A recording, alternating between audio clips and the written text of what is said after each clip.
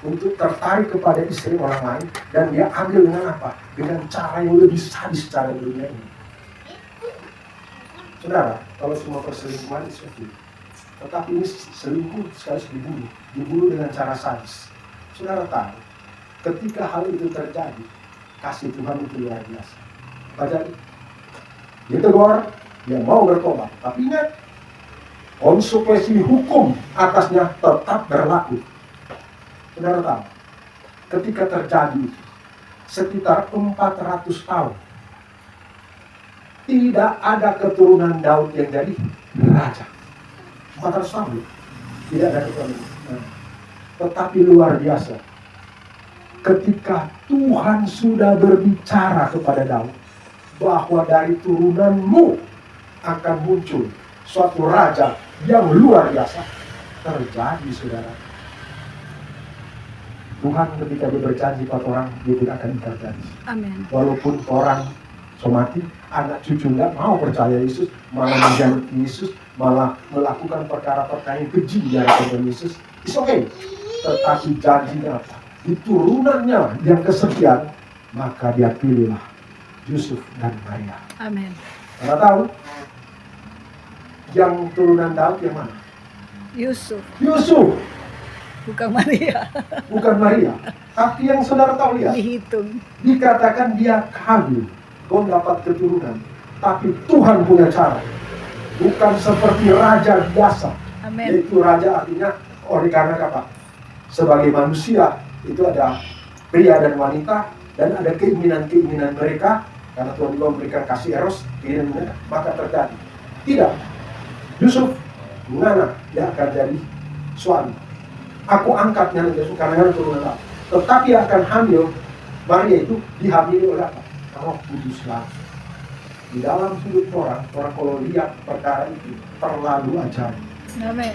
Yesus mampu melakukan sesuatu dalam hidup ini yang di luar ekspektasi kita, di luar pikiran kita. Maukah percaya? Amin. Oke. Kita akan lihat. Kemudian dikatakan jadilah tenang. Kata tenang di sini kita baca dalam Yakobus 1 ayat 8. Sebab orang yang menduh hati tidak akan tenang dalam hidupnya.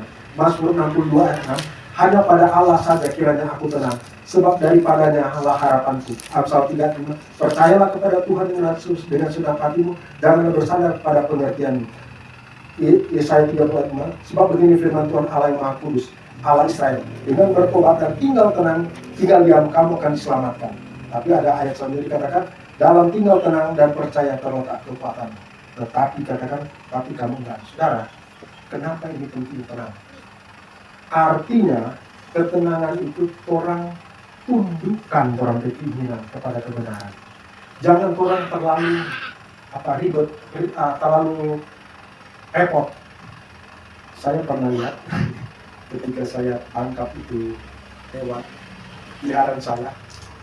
Dan karena dia belum mengenal saya secara dekat, kacau. Dia gigit saya dan lain-lain. Saudara, kalau orang di dalam keadaan tenang, artinya orang tidak akan mempersalahkan kiri kanan. Saya mengingat tadi dikatakan bahwa orang akan mengalami berbagai benturan.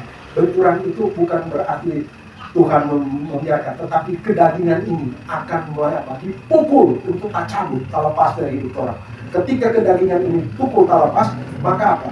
Tadi pastor katakan, dia mengalami sukacita untuk apa? Sedangkan baju cuci, kamar mandi, piba belanja, melayani orang pun, melayani apa saja, dia ada sukacita. Amen. Kenapa? Karena benturan-benturan yang dialami telah melepaskan itu yang disebut dengan parasit yang tak tinggal. Yang sudah saya katakan parasit itu apa? Kedagingan, hawa nafsu, pikiran, picik, menghakimi, dan segala macam perasaan sayang diri. Itu ada. Kalau itu terlepas, maka apa? Roh Tuhan mampu berkarya lebih dari orang pikir.